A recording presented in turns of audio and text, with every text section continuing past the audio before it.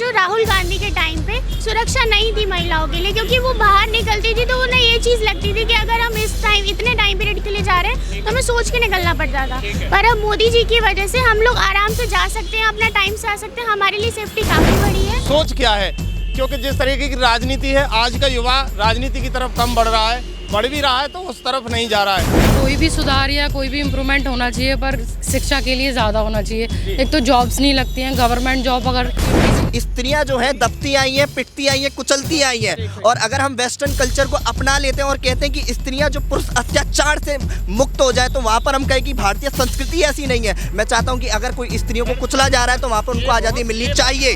बात बोल दी है भाई ने, भाई को धर्म का ज्ञान नहीं है। 400 साल 500 साल पुराना इतिहास इन्होंने पढ़ लिया है। इनको एक श्लोक बोलूंगा मैं, यत् नार्यस्तु पूजन्ते रमन्ते तत्र देवता।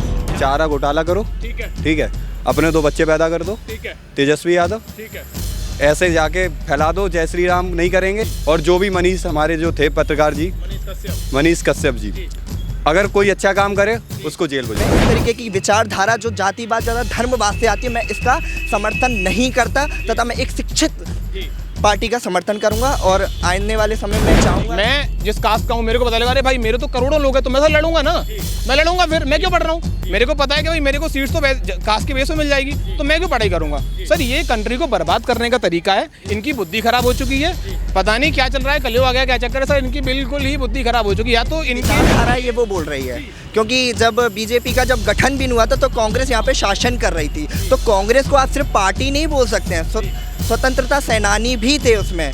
तो स्वतंत्रता सेनानियों के खिलाफ इस तरह बोल देना, तो ये प्रोपेगेंडा है। उत्तर प्रदेश की राजनीति में सियासत जोरों पर है और खबर एक्सपर्ट की टीम आज युवाओं से भी जानेगी कि आखिर इन युवाओं का क्या कहना है, आने वाले लोकसभा चुनाव इनकी क्या क्या समस्याएं रहती हैं, किसको देखना चाहते हैं भारत का प्रधानमंत्री। दरअसल हम आगरा कॉलेज के सामने हैं और ये आगरा कॉलेज की विंग है जहाँ पर लॉ के छात्र हैं जी हमारे साथ।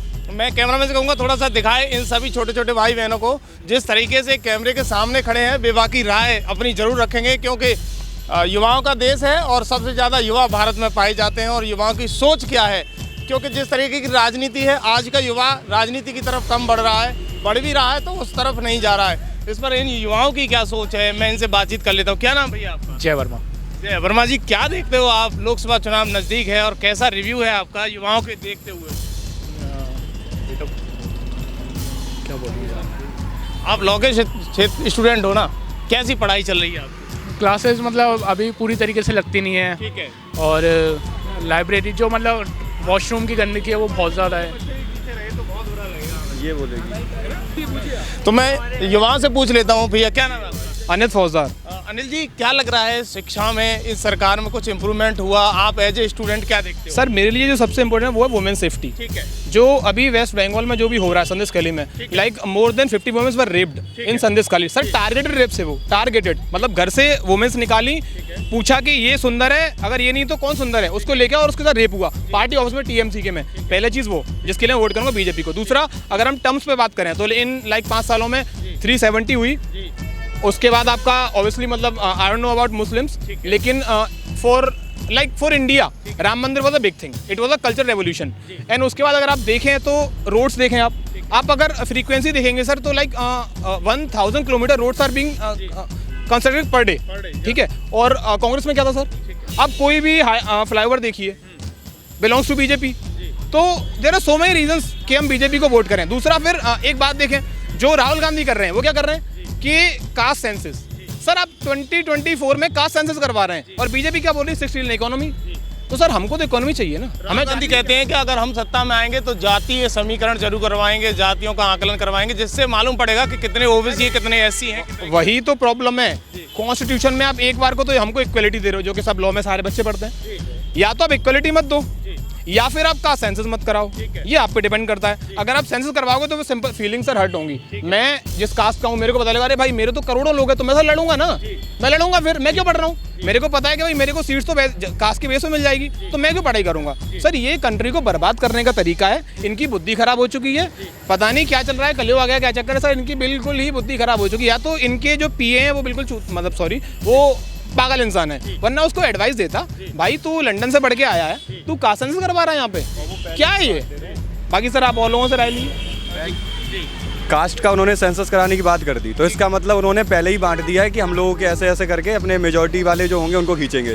माइनॉरिटी में मुस्लिम को डाल दिया, उनको बोलते हैं हम आपके हैं, हम आपके हैं। उसके बाद अब आप पहले ही सोच लोगे कि कास्ट का अपना रखेंगे तो भाई हर कोई लड़ेगा अपने लिए।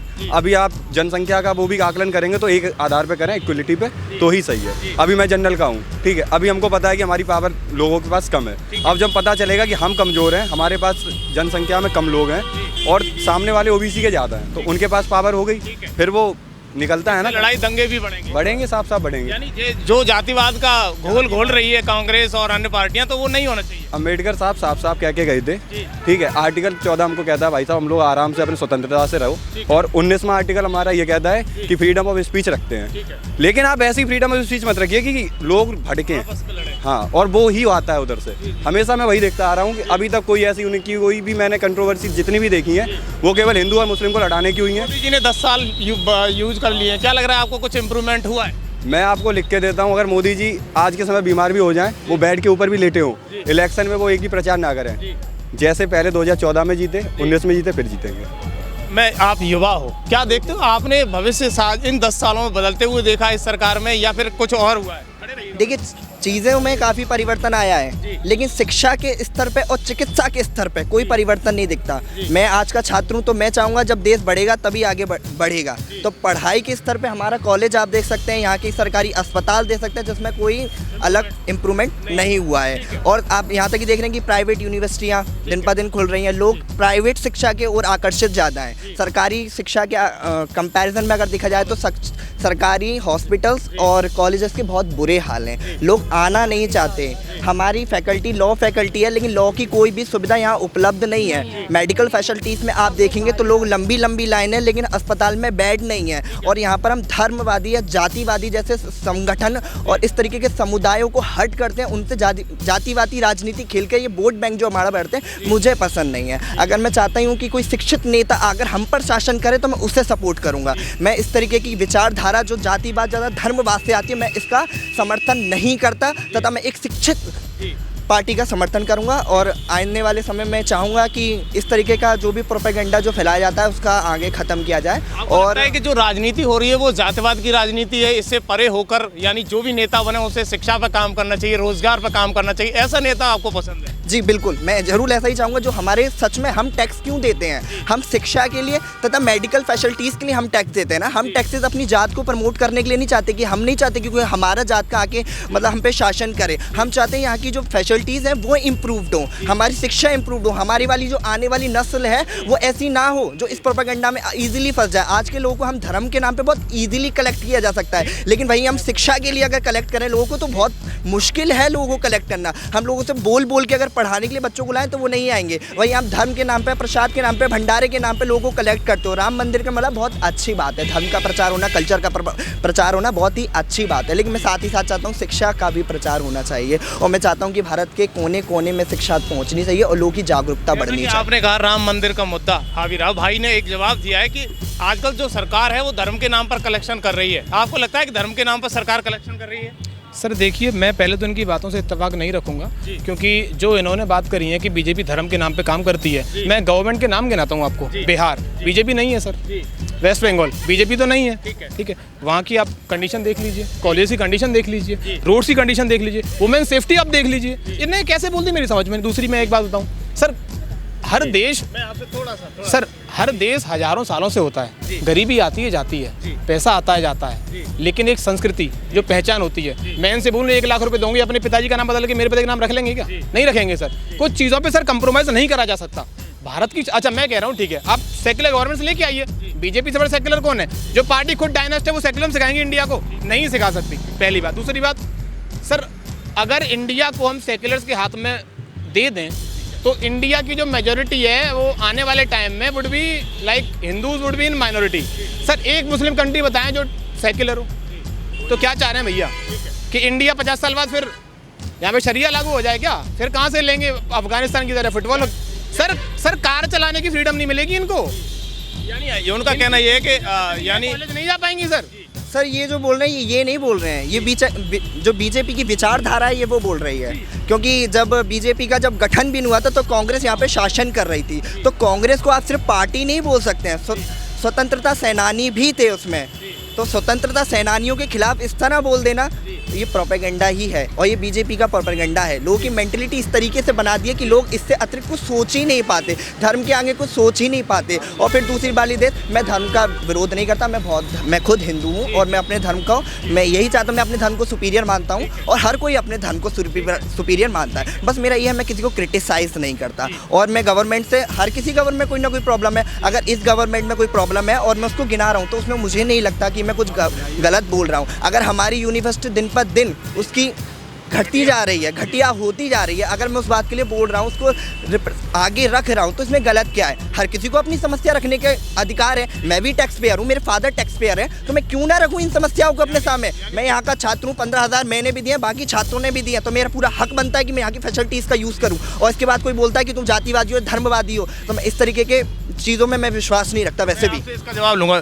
क्या नाम है आपका? कोमल कुमारी। कोमल जी, क्या लगता है शिक्षा में सुधार या सरकार में क्या इम्प्रूवमेंट दिखा है आपको? कोई भी सुधार या कोई भी इम्प्रूवमेंट होना चाहिए, पर शिक्षा के लिए ज़्यादा होना चाहिए। एक तो जॉब्स नहीं लगती हैं, गवर्नमेंट जॉब अगर किसी के फादर हो, किसी के मदर हो, तो उनके बेटे का या उनकी बेटी का ही लगता है। हम लोगों को कोई अपॉर्चुनिटी नहीं मिलती है। अगर अपॉर्चुनिटी मिले तो हम भी कुछ करके दिखाना चाहते हैं, पर गवर्नमेंट जॉब में क्या होता है, एक फॉर्म निकालता है, वो हज़ारों लाखों करोड़ों वैकेंसी निकाल देता है, जिसमें लोग वक्त जाते हैं, बट ये उल्टे पैर ही लौट आते हैं, कुछ सपोर्ट नहीं मिल पाता। पर कोई भी सरकारों पर इस चीज़ का ज़रूर ध्यान रखें। वैसे महिला सिक्योरिटी पर बात की जाए तो थोड़ा बहुत बढ़ा है उत्तर प्रदेश में, या फिर? हाँ, बिल्कुल बढ़ा है, थोड़ा बहुत नहीं, बिल्कुल बढ़ा है और ये बढ़ना चाहिए। ये चीज़ अच्छी भी है, पर जो चीज़ मैं बोल रही हूँ, गवर्नमेंट जैसे जॉब वगैरह लड़कियों को, जैसे मान लो ये चीज़ बढ़ेगी तो वो आगे जाएगा तो जॉब में जाएंगी, सारी चीज़ों में जाएंगी, तो मतलब इस चीज़ों का होना चाहिए। क्या लगता है आपको, अभी इलेक्शन है, आने वाले कल में कौन बेहतर प्रधानमंत्री रहेगा, राहुल गांधी या मोदी? ये मोदी। क्यों रहेंगे? आपको मोदी से इतना लगाव? क्योंकि लगाव नहीं है, क्योंकि ये चीज़ मुझे देखने के लिए मिल रही है कि हम लोग इंडिपेंडेंस तरीके से पढ़ने आ रहे हैं, बाहर जा रहे हैं, घूम रहे हैं, बिल्कुल सारी फ्रीडम से घूम रहे हैं, मतलब ये चीज़ लगाव की है। सिक्योरिटी बड़ी है, अच्छा। हाँ हाँ, बिल्कुल बिल्कुल। क्या लगता है बेटा आपको, क्या लगता है आने वाले कल में कौन प्रधानमंत्री बेहतर रहेगा? मोदी जी और फिर बीजेपी। क्या नाम है आपका? दिया। रिया, क्या लग रहा है आपको, शिक्षा में सुधार हुआ सरकार के आने से या फिर बेटियों की सुरक्षा बढ़ी? नहीं, सुरक्षा बढ़ी है, क्योंकि मैं उसके हिसाब से देखती हूँ कि जो राहुल गांधी के टाइम पे सुरक्षा नहीं थी महिलाओं के लिए, क्योंकि वो बाहर निकलती थी तो उन्हें ये चीज़ लगती थी कि अगर हम इतने टाइम पीरियड के लिए जा रहे हैं तो हमें सोच के निकलना पड़ जाता। पर अब मोदी जी की वजह से हम लोग आराम से जा सकते हैं, अपना टाइम से आ सकते हैं, हमारे लिए सेफ्टी काफ़ी बढ़ी है। और हमारे एजुकेशन के पर्सपेक्टिव से देखें तो गवर्नमेंट कॉलेजेस में अभी इस तरीके की पढ़ाई नहीं है जो प्राइवेट कॉलेजेस में है, पर फिर भी कि उनकी वजह से काफ़ी सारी चीज़ों में सुधार आया है। अच्छा, मैं एक सवाल है मेरा, लालू यादव को आप जानती होंगी, बिहार के पूर्व सीएम रहे हैं। उन्होंने कल कहा कि कौन है मोदी, कहाँ का मोदी, उसके तो कोई परिवार नहीं है, वो परिवारवाद की बात करता है ना। वो कहते हैं कोई परिवार नहीं है, वो हिंदू नहीं है, उसकी माँ खत्म हुई तो उसने बाल नहीं बनवाए, तो वो हिंदू नहीं है। आप मानते हो कि मोदी हिंदू नहीं है? नहीं सर, वो हिंदू हैं, क्योंकि सर ये चीज़ तो पॉलिटिक्स की मेन ही वो होता है कि सर ये तो सब एक दूसरे को सर बोलते ही हैं कि आप ऐसे हैं, आप वैसे हैं। पर सर मोदी जी मेरे हिसाब से बहुत अच्छा कर रहे हैं और वही आएंगे तभी आगे प्रोग्रेस होगी सोसाइटी। जो भी फीलिंग होती है वो अंदर होती है, इसका मतलब ये नहीं है कि उनकी माँ की डेथ हो रही तो वो मतलब अपने सिर बाल, जो भी फीलिंग है अपने अंदर है ना, लोगों क्या दिखाना है कि हम ये करेंगे या वो करेंगे, अपनी हमारे लिए तो सेफनेस है, हमारे लिए सही काम कर रहे हैं। हाँ जी, बिल्कुल जी, बिल्कुल। आने वाले कल में मोदी आ रहे हैं फिर? हाँ जी, बिल्कुल बिल्कुल। लालू जी की जो बात कही, उन्होंने जो बोला है कि मोदी हिंदू नहीं है, मैं आपसे कुछ नहीं कहूँगा, मैं एक बात कहूँगा, आप जाके देखिए फैक्ट्स पे, 7 साल का उन्होंने अपनी तपस्या की है और वो कहीं भी आप उनको उतार दीजिए। पुतिन के अलावा जो हमारे दूसरे पूरे देश के जो नेता हैं वो मोदी हैं, जो तपस्या करने के लिए बर्फ़ में बैठते हैं। पुतिन जो आज के समय पे भी 16 डिग्री के सेल्सियस में रहता है, ठीक है। उसके बाद मोदी जी की ही बात कर सकते हैं, और वो हिंदुओं की तपस्या की बात है। आप जाइए कैलाश पर्वत पे, कौन चढ़ पाया अभी तक, किसने वहाँ तपस्या की? 3 साल 3 महीने का उनका वास्ता, देख के आप आइए फैक्ट्स में। और हमारे लालू जी को कैसे समझाओगे आप? वो भी तो सीएम रहे। उनको मैं बता तो रहा, चारा घोटाला करो, ठीक है, अपने 2 बच्चे पैदा कर दो, तेजस्वी यादव, ऐसे जाके फैला दो, जय श्री राम नहीं करेंगे क्योंकि वो हिंदुओं का है, मतलब बीजेपी वालों का, तो हम जय महाकाल के नाम पे लोगों को पागल बनाएंगे। और जो भी मनीष हमारे जो थे पत्रकार जी, मनीष कश्यप जी, अगर कोई अच्छा काम करे उसको जेल भिजवा दो। आपको पता है वो आदमी जब जेल की बैन में बैठा था, उसने यही कहा था कि जब मैं बाहर आया तो मैं तुम्हारी सरकार गिरा दूंगा, और गिराएगा वो आदमी, गिरा दिया उसने, गिरा दी। और वो अच्छे से अभी इनका वो पूरा जो भी चल रहा है ना, बच्चे हैं अभी इस समय जैसे राबड़ी देवी के आप लालू का वो पूरा कामजाम राबड़ी देवी के नाम पे होता था। लालू कहते हैं मोदी हिंदू नहीं है, लालू कहते हैं कि उनके औलाद नहीं है मोदी जी के, क्या करेंगे, क्या जानेंगे सर? अगर लालू जी की औलाद की तरह औलादें होती हैं तो कायदे में बता रहा हूँ औलादें ना हो, औलादें ना हो। जैसे एक तो हमारे समाजवादी पार्टी के राष्ट्रीय अध्यक्ष मुलायम सिंह जी थे, उन्होंने पार्टी बनाई खड़ी करी, अखिलेश यादव को खड़ा कर दिया। शिवपाल यादव उनका जो साथ दिए थे, हमेशा से साथ दिए थे, मुलायम सिंह शिवपाल यादव ये दो ही लोग पार्टी के मेन थे। राम गोपाल पर जो वो थे प्रोफेसर साहब, उनका इतना योगदान पार्टी में कभी नहीं रहा। मैं मैनपुरी से ही बिलोंग करता हूँ, ठीक है। वहाँ एक शिवपाल दद्दा के नाम से जाना जाता है, चाचा जी। उस आदमी का वहाँ पे इतना दबदबा है, आज के समय भी आदमी उनके नाम से चप्पलें उतार के गाड़ी के सामने खड़ा होता है फ़ोटो खिंचाने के लिए। मैंने आंखों से देखा है वो। उसको निकाल के तुमने अपनी पार्टी से उस आदमी को साइड में कर दिया। अब वो हो गए हैं सब एकत्र, लेकिन वो कोई मन नहीं मिलता, मन मिलेगा ही नहीं, मन कभी नहीं मिलेगा। हमारी तरफ से डिम्पल भाभी को इन्होंने इलेक्शन में खड़ा किया, वो जीतेंगी। और मैं कायदे की बात बता रहा, हमारे यहाँ से जयवीर सिंह इस समय विधायक बने हैं। हाँ, विधायक बने, उसका उनको पर्यटक विभाग का वो मंत्री बनाया गया। 2 बार से राजू यादव जो थे हमारे यहाँ के विधायक थे। वो आदमी की मैं आपको सच्चाई बताता हूँ, कुछ नहीं है, केवल लड़कीबाजी उनसे करा लो, गंदे काम उनसे करा लो। ये भगवान टॉकीज जो आपको दिख रही है, ये उन्होंने खरीद के डाली थी। एक बच्चा उनका लंदन में पढ़ रहा है, एक बच्चा 80 लाख की गाड़ी में रेंज रोवर पे घूम रहा है। ऋषि राज यादव, आप इंस्टा पर सर्च मारिए, ऋषि राज यादव 80 लाख की गाड़ी से घूम रहा है। 3 एंडवर आगे चलेंगी, 3 पीछे चलेंगी। इस काफिले में रहे, 2 बार विधायक रहे, तीसरी बार लोगों ने कहा यही विधायक बनेंगे। सीट हमारे यहाँ बहुत बीजेपी ने लेट में शुरू करी। अगर मैनपुरी के किसी नेता को सीट मिलती, वो हार जाता बीजेपी की। बराबर का खड़ा किया उन्होंने जयवीर सिंह को। और जिस दिन इलेक्शन था, जिस दिन पोलिंग हो रही थी, उस दिन पोलिंग डंप करते हुए राजू यादव को पकड़ा गया। उस जिले में जहाँ पे उनको मार पड़ी है, नगरिया, जहाँ यादवों का बहुमूल्य क्षेत्र है, उसी जगह पे आप यूट्यूब पर सर्च मारिए, नाक फोड़ दी गई है मार के इलेक्शन वाले दिन जो विधायक था उसकी।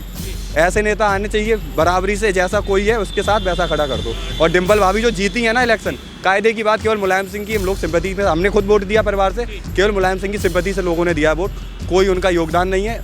जिस दिन उनका इलेक्शन था, उस दिन के बाद से मैनपुरी अभी तक 1 या 2 बार दिखी है, उसके अलावा दिखी नहीं है जीतने के बाद। आप इतना अनफेवर में बोल रहे हो, वैसे वो समाजवादी पार्टी का गढ़ है, आपको नहीं लगता है कि उस गढ़ में उन्होंने काम किया है पिछले कई वर्षों में? काम किया है, मैं बताता हूँ काम कैसा किया है। परिवारवाद, समाजवाद बिल्कुल नहीं है, केवल परिवारवाद आप इसको कहिए, ठीक है। एक संध्या यादव हमारी तरफ की वो थी, जो कि धर्मेंद्र यादव आप जानते होंगे, धर्मेंद्र यादव की सगी बहन बोलते हैं उनको। जब जिला पंचायत अध्यक्ष की सीट देने की बात आई थी, संजय यादव ने कहा मुझे आगे अपना खड़ा करिए। और उनके जो पति थे कुमार अनुजेश प्रताप सिंह, जो कि भारोल के राजा कुंवर साहब बोलते हैं उनको। राजू यादव वो नेता थे जिन्होंने उस औरत को, धर्मेंद्र यादव की बहन को गालियाँ दी थी, जिस चक्कर में उन्होंने बीजेपी में शामिल हुए हैं।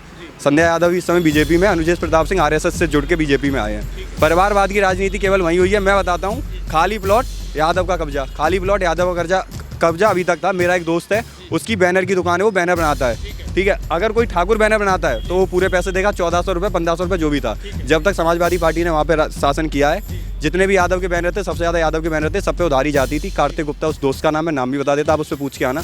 जो बैनर बनवाए हैं दबदबा पे अपने बनवाए हैं जाके उन्होंने, उनका 15,000 20,000 जो भी पैसा हुआ, एक पैसा उनको अभी तक नहीं मिला था। और मिलता ही नहीं था, नहीं देंगे।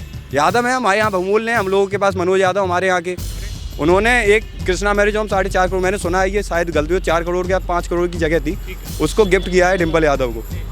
ऐसा हो जाए, ये पर्सनली अटैक है। लेकिन आपको लगता है कि आने वाले कल में कौन प्रधानमंत्री बेहतर रहेगा? बस लास्ट सवाल। लास्ट सवाल ये है, मैंने फिर कहा था अभी मोदी गायब भी हो जाए कहीं पे, कुछ प्रचार ना करे, एक बैनर भी ना कहीं पे लगवाए, बीजेपी वाले सब शांति बैठ जाएं, फिर भी मोदी जैसे जीतेगा वैसे ही जीतना है। आप मानते हो कि भाजपा धर्म की राजनीति कर रही है? आपको विश्वास नहीं होता कि विश्वास लोगों के प्रति उन्होंने कुछ किया है? नहीं, मुझे नहीं लगता। देखिए, जैसे कि स्त्रियों ने, अभी जो हमारे संघ की जो लड़कियां थी, उन्होंने बोला कि स्त्रियों की सुरक्षा, मुद्दों को छुपा देने से क्राइम कम नहीं होता। मेरा यहाँ से सड़क पे से फ़ोन छिन जाता है और मैं चौकी में जाके रिपोर्ट लिखवाता हूँ, तो वो ये रिपोर्ट पे मतलब ज़बरदस्ती लिखवाते हैं कि ये लिखिए कि मुझसे मेरा फ़ोन गुम हो गया है और मैं उसको ढूंढने के लिए पुलिस की मदद चाहता हूँ। तो ये तो परिवर्तन हो गया ना। तो यहाँ क्राइम कम नहीं हुआ है, क्राइम को छुपा दिया गया है। तो किसी चीज़ ले लेता हूँ, पर्दा डाल देना, हाँ बिल्कुल जवाब। क्राइम छुपा दिया गया है भाजपा द्वारा, ऐसा लग रहा है आपको? आपको लग रहा है ऐसा? भाई का जवाब है, क्वेश्चन आपके लिए। एक सेकंड मैं बताता हूँ। आप कहाँ से हो? मैं यही आगरा। आगरा से हूँ। आप पत्रकार हो, आपने कई राज्य घूमे होंगे, ठीक है। तो मेरे साथ आपको पता है, आपकी स्माइल बता रही है। एक्चुअली होता क्या है, मैं युवा है, अगर मैं इनके कहने से अगर मैं प्रमाणित करूंगा तो वो अच्छा। मैं बताऊँ, 2 चीज़ें होती हैं कि एक तो होता है कि हम ईगो पे डिबेट कर रहे हैं कि हमको हार नहीं माननी है, जो चाहे जहाँ तक जाएंगे, तो आप कुछ भी कह सकते हैं। फ़ोन चोरी हो गया, ये हो गया, मैं बात कर रहा हूँ सर बलात्कार की, सर को दिक्कत है फोन चोरी होने की, मैं मानता हूँ गलत वो भी है, गलत वो भी है, लेकिन जब आपके घर एक तो है कि सर आपका एक ही हवेली है, एक का खाली प्लॉट है, आप पेंट कराओगे या फिर नीम खुदवाओगे? आप पहले नीम खुदवाओगे ना। तो सर आप उन चीज़ों को कंपेयर करें, जो इंडिया था वो हवेली नहीं था, ये प्लॉट था खाली, उस पर नीम बीजेपी बना रही है। क्या आप ये कहना चाहते हैं कि बीजेपी का यहाँ पर शासन है, वहाँ पर रेप नहीं होते? अगर ये ऐसा तो ऐसी घटना ना, मैं जवाब दे देता हूँ, ऐसी घटनाओं पर कैसे अंकुश लगेगा आप बताइएगा, मैं आपसे जवाब ले लेता हूँ, कैसे अंकुश लगेगा? आपकी धारणा बदलेगी तभी अंकुश लगेगा। आप सोचो कि चलते हुए लोग रेप करेंगे, कैसे करेंगे? वो उनकी सोच बदलनी पड़ेगी। जी जी, मैं वही चाहता हूँ। ये पार्टी कैसे कराएगी? मैं आपसे जवाब लेता हूँ, पार्टी कैसे करा सकती है? अच्छे अच्छे विचारों को देकर हम यहाँ पर लड़ाने वाले अपना कल्चर को क्या कर सकते हैं? मतलब हमारे राजाओं महाराज, अरे हम बताएंगे, अरे सुनो भाई, सुनो राजा महाराजा तुम जानते गाओ, तुमने क्या पढ़ा है? सर इंग्लिश में बोलते हैं डाइवोर्स, उर्दू में बोलते हैं तलाक, हिंदी में क्या बोलते हैं? क्या बोलते हैं पूछ रहा हूँ मैं आपसे। सर बहुत अच्छा कह दिया। आज तक स्त्रियां जो हैं दबती आई हैं, पिटती आई हैं, कुचलती आई हैं, और अगर हम वेस्टर्न कल्चर को अपना लेते हैं और कहते हैं कि स्त्रियां जो पुरुष अत्याचार से मुक्त हो जाए, तो वहाँ पर हम कहें कि भारतीय संस्कृति ऐसी नहीं है। मैं चाहता हूँ कि अगर कोई स्त्रियों को कुचला जा रहा है तो वहाँ पर उनको आज़ादी मिलनी चाहिए। बात बोल दी है भाई ने, भाई को धर्म का ज्ञान नहीं है, 400 साल 500 साल पुराना इतिहास इन्होंने पढ़ लिया है। इनको एक श्लोक बोलूंगा मैं, यत नार्यस्तु पूजन्ते रमन्ते तत्र देवता। जहाँ नारी की पूजा होती है वहाँ देवता निवास करते हैं। भगवान शिव की छाती पे लक्ष्मी ने पैर रख दिया था, काली माता ने। ये क्या बात कर रहे हैं? ये राजपूतों की बात कर रहे हैं जो 400 साल पुराने राजपूत हैं। आप पुरानी बात करिए ना, हिंदुस्तान 400 साल से नहीं है सर, इनको यही भूले। आप वेस्टर्न की बात करते हैं सर, आप वेस्टर्न में जाके देखिए सबसे रेप्स कहाँ पे होते हैं, डिग्निटी क्या बची है लाइफ की? आपको पता, मैं आपसे पूछ रहा हूँ, क्या ओनली फैंस बनाना चाहते हैं इंडिया ये यहाँ पे कि सारी लड़कियाँ भारतीय जो औरत हैं वो सारी ओनली फैंस पे आए, उसको फ्रीडम मानते हैं? ये उसको मानते हैं फ्रीडम का जवाब है कि आप कौन सा फ्रीडम मान रहे हो? पुराने वेस्टर्न कल्चर को सही मानते हो या फिर अभी जो फ्रीडम ज़्यादा आ रही है उसको मान रहे हो? देखिए, मेरा फ्रीडम का जो है वो इस तरीके का नहीं है कि मतलब किसी को भी हम कोई भी छूट देते हैं, लेकिन हाँ फ्रीडम का मतलब या जो मतभेद हैं लोगों में कि स्त्री को हमें पढ़ाना नहीं चाहिए या फिर ज़्यादा उसे बाहर नहीं छोड़ना चाहिए, या फिर अगर वो रात में बाहर जाएगी या छोटे कपड़े पहन लेगी तो उसके संग ऐसी घटनाएं होती हैं। मेरा मानना है हमारा जो माइंडसेट है उसको बदलना बहुत ज़रूरी है। जब तक माइंडसेट नहीं बनेगा तब तक रेप जैसी घटनाएं कम नहीं होंगी। चलते चलते मैं लास्ट सवाल आपसे ले लेता हूँ, बता दीजिएगा कि कौन लोकसभा का लग रहा है कि प्रधानमंत्री का दावेदार अच्छा रहेगा, राहुल गांधी या मोदी? मैं मोदी को चूज़ करूँगा बिकॉज मुझे वो पसंद नहीं। तो ये लॉ के स्टूडेंट हैं, आगरा कॉलेज के जस्ट सामने हैं, और इन्होंने बेबाकी से राय खबर एक्सपर्ट पर दी है आने वाले चुनावों में वो किसके साथ जाने वाले हैं। बेबाकी से ये भी बता दिया कि उत्तर प्रदेश की पॉलिटिक्स में उन्होंने क्या उतार चढ़ाव देखे, उन्होंने कौन कौन सी समस्याएं देखी। युवाओं की राय है, आप भी अपनी राय खबर एक्सपर्ट के चैनल पर दें और हमें अपने क्षेत्र में बुलाने के लिए हमारे कमेंट बॉक्स में अपना नंबर दें, हम ज़रूर आपके क्षेत्र में पहुंचेंगे। युवाओं की राय हो, बुजुर्गों की राय हो, लोकसभा चुनाव से संबंधित हो, उस सब के लिए खबर एक्सपर्ट तत्पर है आपके यहाँ आने के लिए। देखते रहिए खबर एक्सपर्ट आगरा से। धन्यवाद।